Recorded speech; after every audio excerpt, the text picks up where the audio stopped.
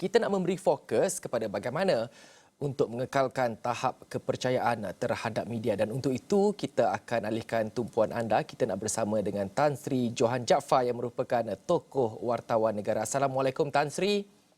Waalaikumsalam, apa khabar? Baik, Alhamdulillah Tan Sri. Terima kasih kerana sudi bersama dengan kami untuk waktu ini Tan Sri. Tahniah Astro Awani. Terima kasih Tan Sri, terima kasih, dan juga pastinya terima kasih juga kepada rakyat Malaysia kerana menjadikan saluran kami sebagai saluran yang paling dipercayai di Malaysia.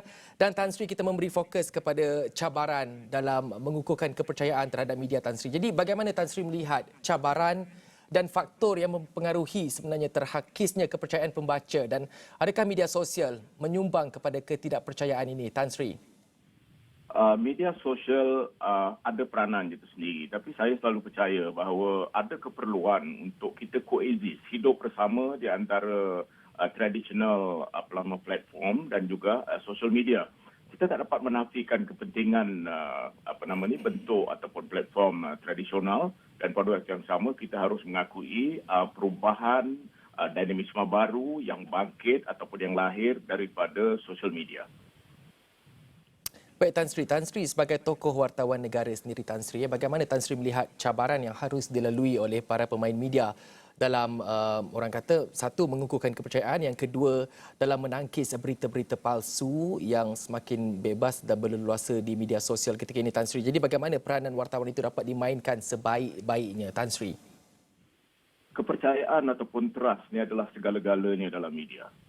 Kita harus mengakui bahawa pada masa ini kita akan dihukum sekiranya pembaca, pendengar atau penonton kita tidak mempercayai atau meyakini kita. Ini bukan era dahulu, ya. Zaman telah berubah, dinamisme masyarakat telah berubah, situasi politik telah berubah. Jadi hakikatnya bahawa mana-mana saluran media yang dianggap sebagai tidak diyakini, maka platform itu akan dihukum. Maksudnya kalau dulu kita tak ada pilihan lain, tapi sekarang ini kita ada pilihan. Pilihannya adalah social media yang real time, yang tentunya tidak akan dapat kita saingi dari segi tradisional media. Tapi pada waktu yang sama, platform tradisional ini masih memainkan peranan yang penting sebab pemberitaannya adalah teruji, pemberitaannya melalui proses penyuntingan dan sebagainya, bukan laporan mi segera ataupun pantas yang tidak teliti, tidak melalui proses penyuntingan dan sebagainya.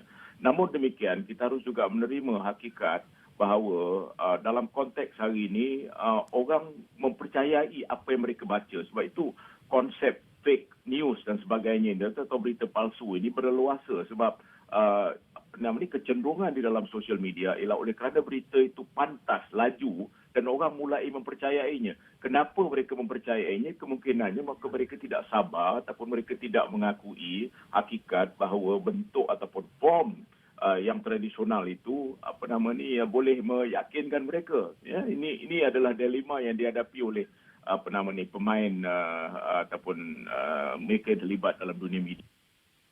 Baik Tan Sri, saya rasa ini soalan saya yang terakhir Tan Sri. Bagaimana Tan Sri melihat pengaruh ataupun kuasa politik boleh yang mungkin mencengkam laporan-laporan yang dikeluarkan oleh media-media tertentu Tan Sri. Jadi bagaimana perkara ini mungkin boleh satu hari nanti dimansuhkan sepenuhnya dan membolehkan stesen media ataupun badan-badan media itu bergerak sendiri bebas tanpa ada cengkaman daripada mana-mana pihak untuk melaporkan berita yang telus dan juga berita yang boleh dipercayai Tan Sri?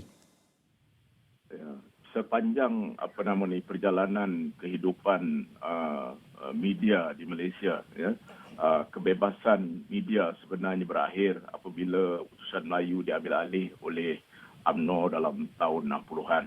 Dan semenjak tarikh itu, setiap akhbar, setiap penerbitan dimiliki oleh institusi ataupun badan-badan politik ataupun parti-parti politik. Itu tak dapat dinafikan.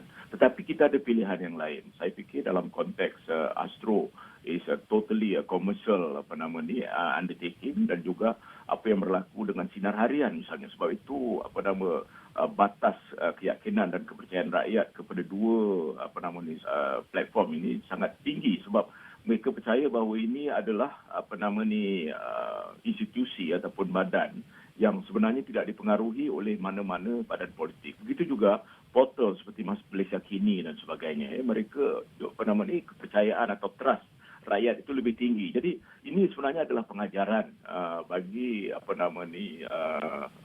bagi kita semua bahawa selagi mana-mana parti politik mempunyai cengkaman atau penguasaan ke atas mana-mana badan ataupun penerbitan media, maka keyakinan di kalangan pendengar, pembaca dan penonton itu akan terjejas.